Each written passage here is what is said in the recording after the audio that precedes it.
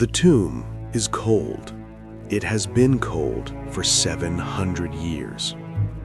Inside the monastery of Alcobaça, two stone coffins face each other across the transept of a Gothic church.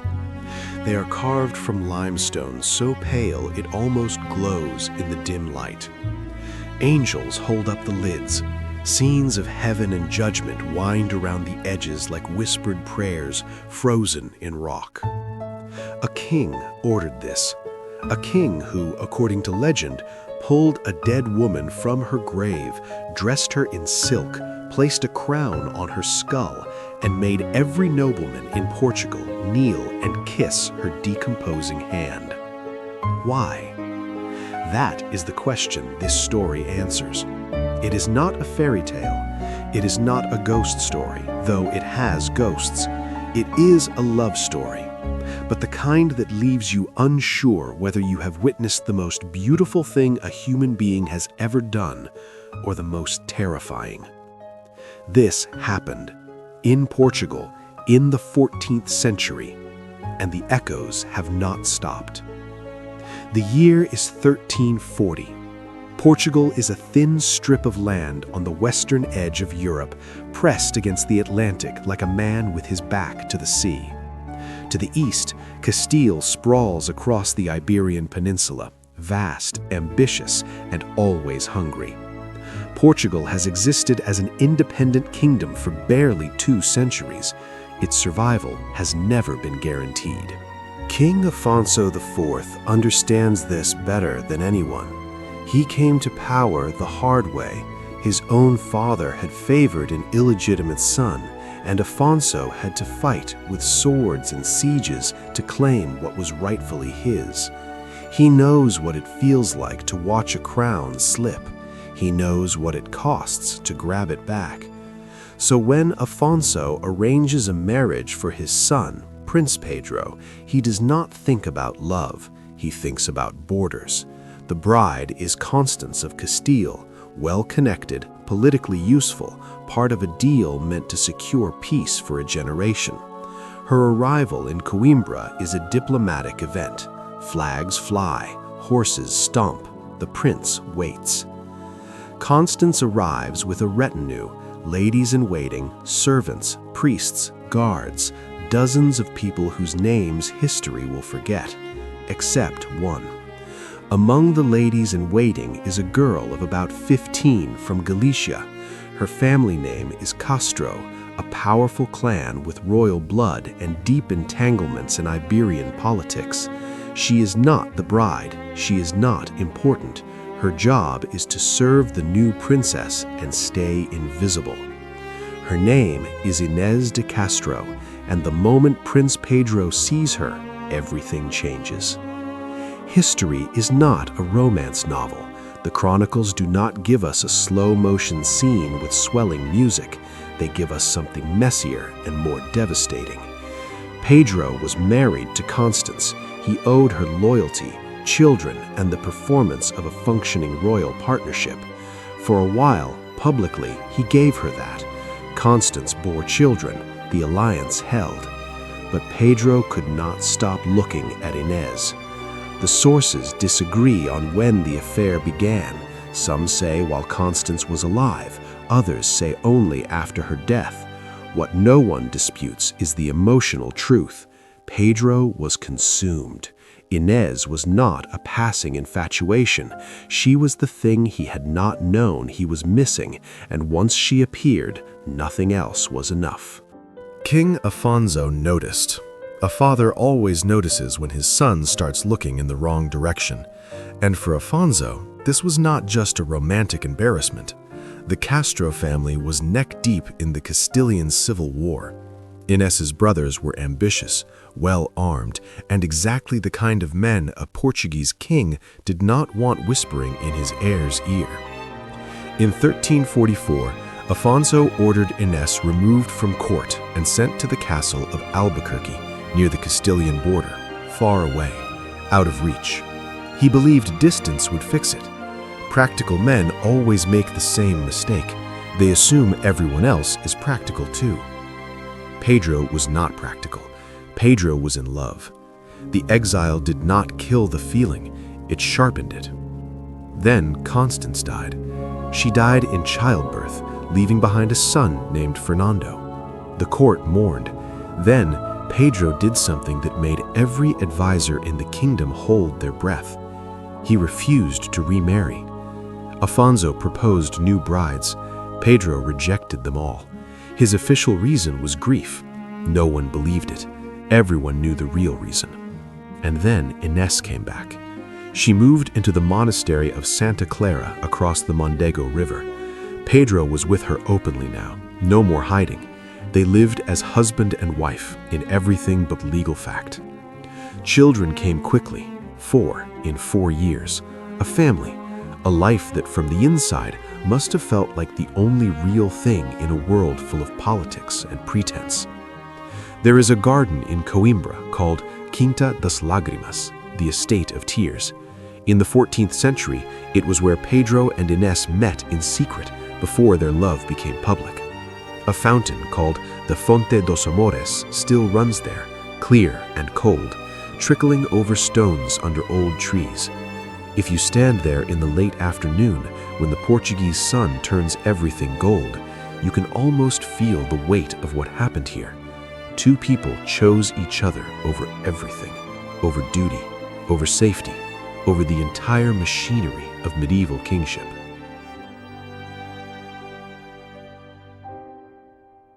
For a few years, they were happy, genuinely, recklessly, dangerously happy. But happiness, in a story like this, is not the ending. It is the thing that makes the ending unbearable. While Pedro and Inés were building a family, the court was building a case. Pedro's children by Inés, were they legitimate? Could they inherit? If her sons outranked Fernando in the line of succession, Castilian influence would flood the Portuguese court. The Castro brothers were already at Pedro's side, already pulling him toward entanglements Afonso had spent his reign trying to avoid.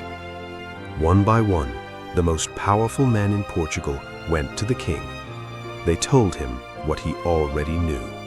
Inés had to go. Afonso hesitated. He delayed for years because Afonso was not a monster. He was a grandfather.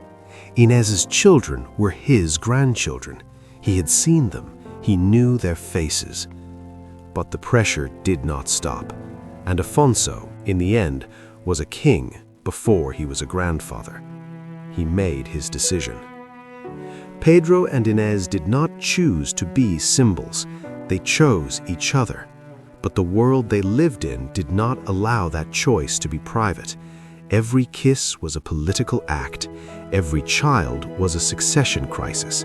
Every quiet evening in the garden was, in the eyes of the court, a slow-motion catastrophe.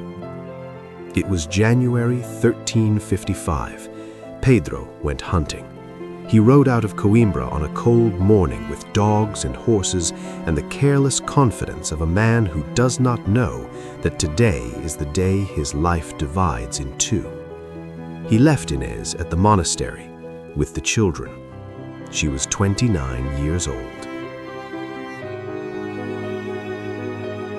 Afonso IV of Portugal was not born into certainty.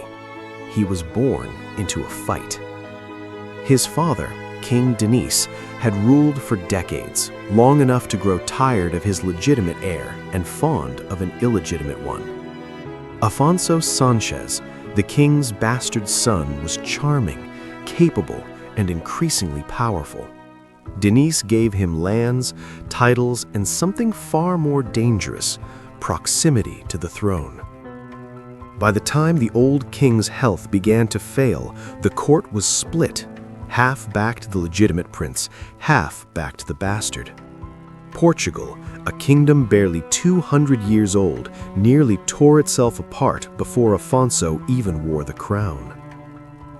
He won, but the victory left marks that never healed. Afonso understood, in a way that only someone who has nearly lost everything can understand, that a kingdom is not a birthright, it is a balancing act. One wrong alliance, one uncontrolled faction, one moment of weakness, and the whole structure collapses. This is the man who watched his son fall in love with Inês de Castro. Not a romantic, not a tyrant, a survivor. To understand Afonso's fear, you need to see the map. 14th century Iberia was not one country. It was a patchwork of kingdoms: Castile, Aragon, Navarra, Granada, and Portugal, locked in a slow, centuries-long contest of marriage, war, and betrayal.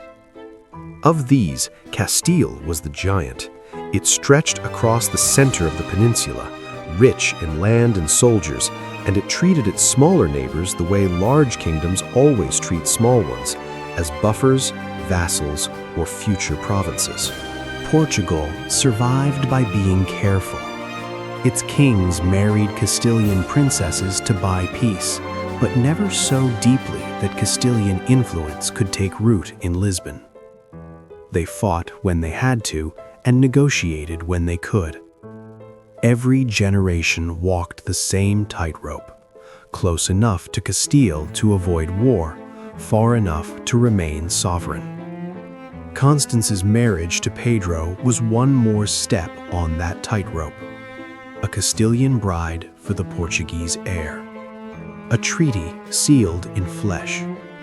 Afonso had negotiated it himself, calculating the political return the way a merchant calculates profit. It was not elegant. It was not romantic. It was survival. And then his son threw it all away for a girl in the bridal party.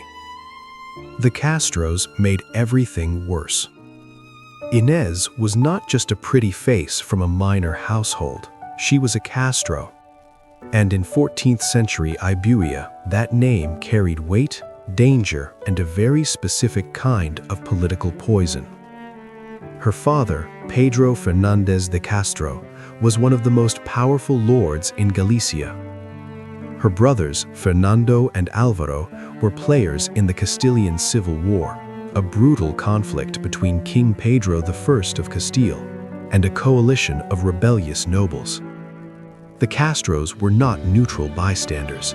They were faction leaders, men with armies, men who made and broke alliances based on who offered the better deal.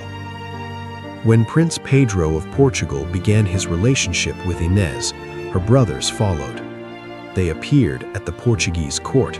They rode with the prince. They whispered in his ear. They began to act, in the eyes of the Portuguese nobility, not like guests, but like advisors, and advisors with their own Castilian agenda.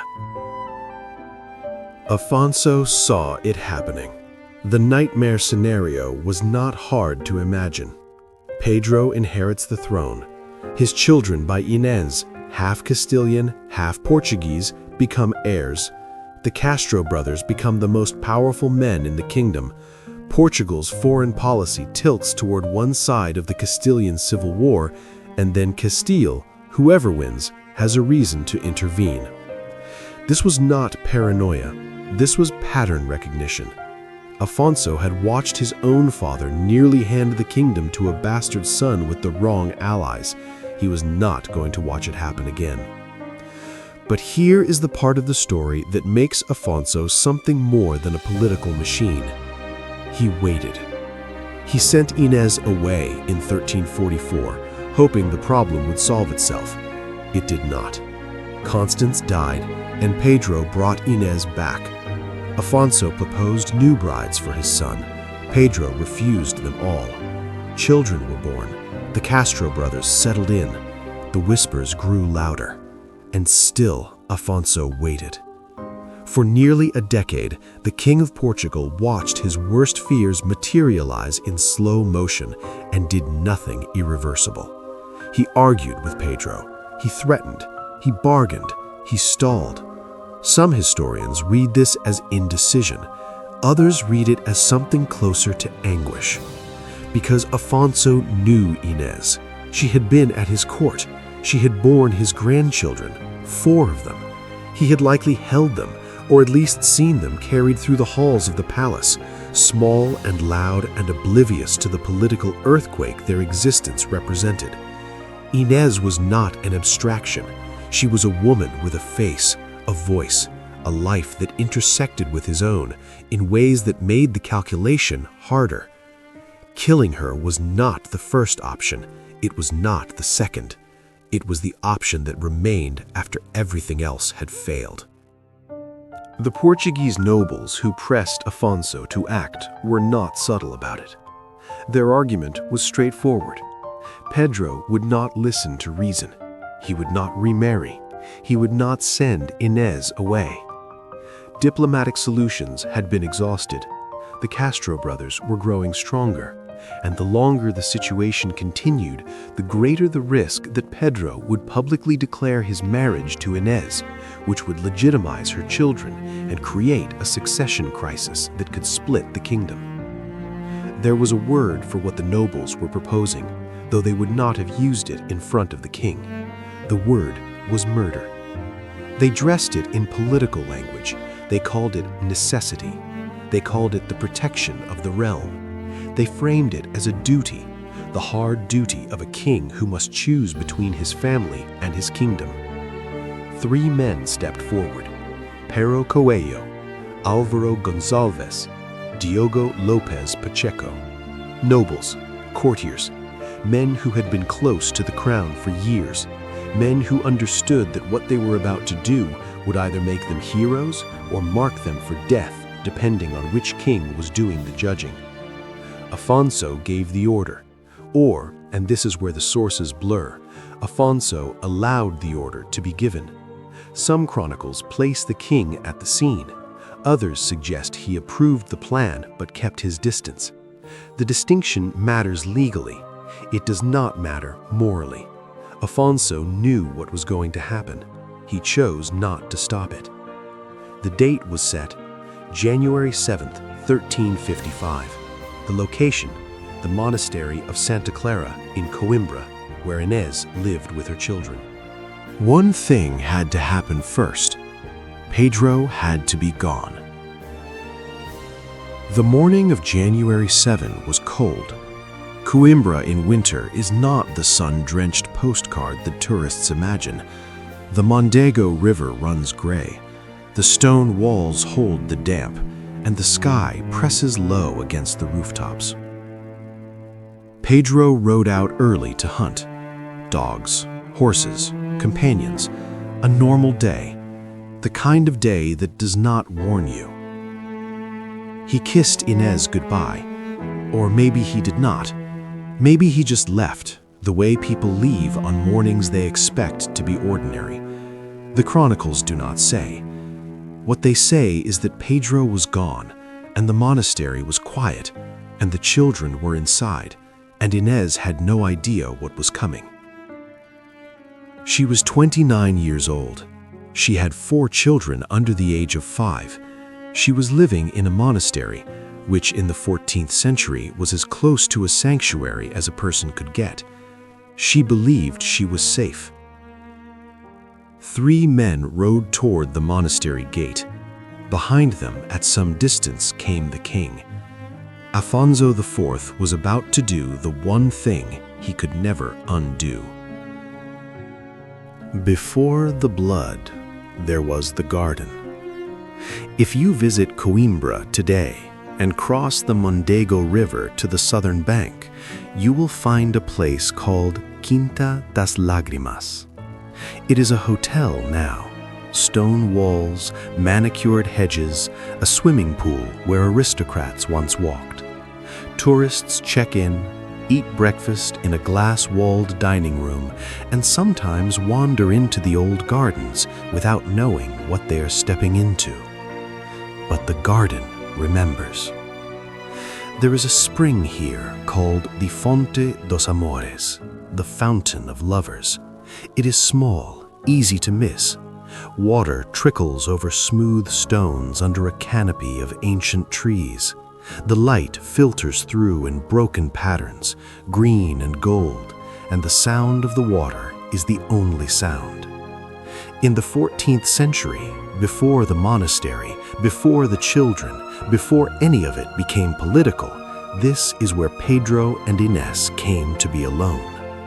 Picture it, a prince and a lady-in-waiting stealing hours in a garden while the court buzzes on the other side of the river. He is married to someone else. She is supposed to be invisible. But here, in the shade, with the water running, none of that exists. Here, they are just two people who cannot stay away from each other. How did it feel? The chronicles do not care about feelings. They record marriages, deaths, treaties, wars. They do not record what it is like to be 20 years old and so in love that your hands shake when the other person enters the room. They do not record whispered conversations by a fountain, or the panic of hearing footsteps on the garden path, or the particular silence between two people who know they are doing something that cannot end well. But we know it happened, because everything that came after, the exile, the defiance, the murder, the exhumed corpse, the hearts ripped from living chests, all of it grew from this garden. From two people sitting by a fountain, choosing each other. To understand what Inés's daily life looked like before the affair consumed everything, you need to forget almost everything you think you know about medieval princesses. Inés was not a princess. She was a lady-in-waiting, a servant, technically, though a high-born one. Her days belonged to Constance. She woke when Constance woke. She prayed when Constance prayed. She attended meals she did not choose, accompanied walks she did not plan, and spent hours in rooms full of women doing needlework, singing, or reading devotional texts aloud. Privacy was almost non-existent. Medieval courts were loud, crowded, and surveilled, not by cameras, but by eyes. Everyone watched everyone. Gossip was currency. In this world, falling in love with the prince was not romantic, it was catastrophic. A lady-in-waiting who caught the heir's eye could be sent home in disgrace, married off to a minor noble in the countryside, or worse. The prince himself could be reprimanded, his privileges curtailed, his freedom of movement restricted. Affairs happened. Medieval courts were full of them, but they were supposed to be discreet, temporary, and politically harmless. Pedro and Inés were none of these things. The affair was not discreet. The court knew, Constance knew, or at least suspected. According to some accounts, Constance tried to manage the situation by making Inés the godmother of one of her children, which under canon law would create a spiritual kinship between Inés and Pedro that made sexual relations a sin of incest. It was a desperate, clever move. It did not work. The affair was not temporary. It did not burn out after a season the way most courtly infatuations did. It deepened. It hardened into something that looked less like passion and more like commitment. And it was not politically harmless. It was, from Afonso's perspective, a slow-moving disaster. When Afonso banished Inés to Albuquerque in 1344, he was trying to apply the oldest cure for inconvenient love: distance. Albuquerque was a fortress town near the Castilian border, remote, uncomfortable, and about as far from Coimbra as you could send someone without technically exiling them from the kingdom. The message was clear: go away, be forgotten, let the prince find someone appropriate. It must have been miserable. Inés was in her early 20s, ripped from the only world she knew, sent to a stone castle on the edge of nowhere. She had no husband, no official status, no protector except the memory of a prince who might or might not come for her. But Pedro did not forget. The sources do not tell us whether he wrote letters, sent messengers, or simply refused to speak of anyone else. What they tell us is that the distance changed nothing. If anything, it made things worse. Pedro became sullen, defiant, impossible to manage. He rejected every bride his father proposed. He performed his royal duties with the enthusiasm of a man serving a prison sentence. And then Constance died. The death of Pedro's wife removed the last barrier that had any moral weight. Pedro was a widower now. He was free, technically, to love whomever he chose. The problem was that whomever he chose was the one woman his father had spent years trying to erase. Inês returned to Coimbra. The exact date is uncertain, the chronicles are vague, but by 1350 she was back, and she was not hiding. She moved into the monastery of Santa Clara a Velha, the old Clarist convent on the south bank of the Mondego, directly across the river from the royal palace. Pedro was with her, openly, defiantly, as if daring anyone to object. The years that followed, roughly 1350 to 1355, are the heart of the story, not because of what happened politically, but because of what happened humanly. Pedro and Inês built a family. Their first son, Afonso, was born around 1350 but died in infancy. Then came Joan in 1352, Dinis in 1353, Beatrice in 1354. 3 surviving children in 3 years. The monastery became a household, noisy, alive, full of the ordinary chaos of small children. Servants came and went. Inês nursed, scolded, sang. Pedro was present in a way that medieval princes rarely were with their unofficial families. He did not install Inês in a remote estate and visit twice a year. He lived with her. Imagine the scene: a stone monastery on a riverbank, morning light through narrow windows, a toddler running barefoot across cold tile, the smell of bread from the kitchen, Pedro sitting with Inês in the cloister garden, their youngest on her lap, the older boy pulling at his father's sleeve. It looks like a family. It feels like a family. In every way that matters to the people inside it, it is a family. But outside those walls, it was something else entirely. It was evidence that Pedro had chosen a Castro woman over the interests of the crown. Evidence that illegitimate children with Castilian blood and Castilian uncles, might one day sit on the Portuguese throne. Evidence that the heir to the kingdom was beyond his father's control. The Castro brothers made sure no one forgot. Fernando and Álvaro de Castro were not fools. They understood that their sister's position gave them access to the future king of Portugal, and they used it. They appeared at Pedro's side in public. They attended councils. They offered advice that, to the Portuguese nobility, sounded suspiciously like Castilian foreign policy wrapped in brotherly concern.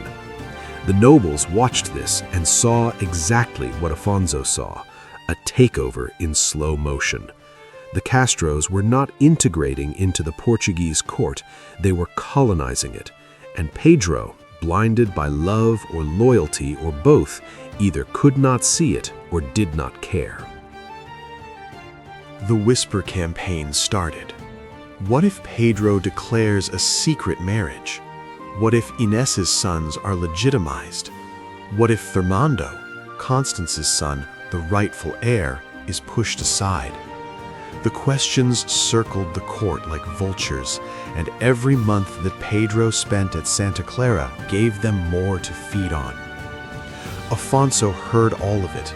He had heard it for years, and for years he had done nothing irreversible, because doing nothing was still easier than doing the one thing that would solve the problem permanently. But by 1354, the political equation had shifted. The Castilian civil war was intensifying. The Castro brothers were deeper in than ever. Pedro showed no sign of compromise. And the Portuguese nobility, the men whose loyalty held the kingdom together, were losing patience. They came to Afonso with a simple message: if you do not act, we cannot guarantee what happens next. There is a moment in every tragedy when the audience can see the catastrophe coming, but the characters cannot. For Pedro and Inés, that moment was the autumn of 1354. They were in Santa Clara with their children. Beatrice, the youngest, had just been born. The garden was still beautiful. The fountains still ran. Pedro still laughed. They did not know that across the river, in rooms they were not invited to, men were discussing the logistics of ending Inés's life. They did not know that a date had been chosen.